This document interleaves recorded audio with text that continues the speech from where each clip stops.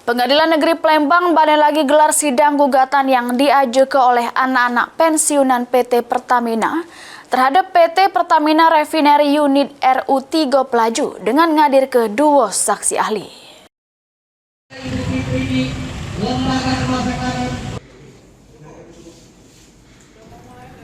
Sidang gugatan kelas action yang diajukan oleh anak-anak pensiunan PT Pertamina balik lagi digelar di Pengadilan Negeri Palembang kelas 1A khusus.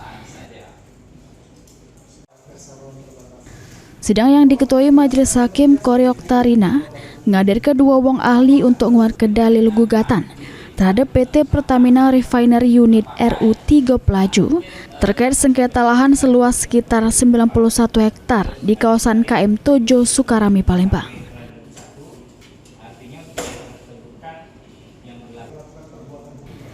Ahli lainnya Chandra nyoroti pentingnya kesepakatan utuh antara penjajo sama pembeli juru proses jajo beli lahan, termasuk fasilitas umum pecah akses jalan sama sarana penunjang lainnya.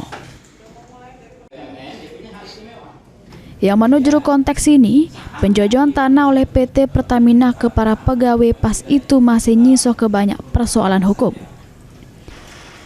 Selain itu, ahli perdata M. Sadi Is juga jelas melakukan perbuatan melawan hukum atau melakukan tindak pidana baik itu badan hukum swasta maupun BUMN harus berurusan dengan hukum karena hukum tidak beda-beda ke siapa wongnya. Ini hak istimewa.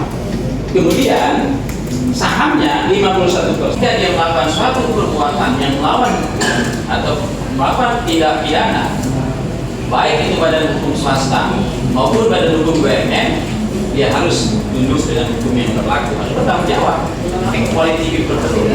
Jadi equality perlu hukum tidak membeda-bedakan siapa itu. Tidak ada orang yang kebal hukum di Indonesia ini yang Kristen. Termasuk pimpinan kita yang paling tinggi, presiden pun kalau dia melakukan tindak pidana harus bertanggung jawab terhadap perbuatan yang dilakukan. Kalau kurang komitmen dengan asas equality perlu atau yang dikenal dengan tidak ada resisten hukum di Indonesia itu. Tidak ada hak milik ya. Heru Wahyudi, PAL TV.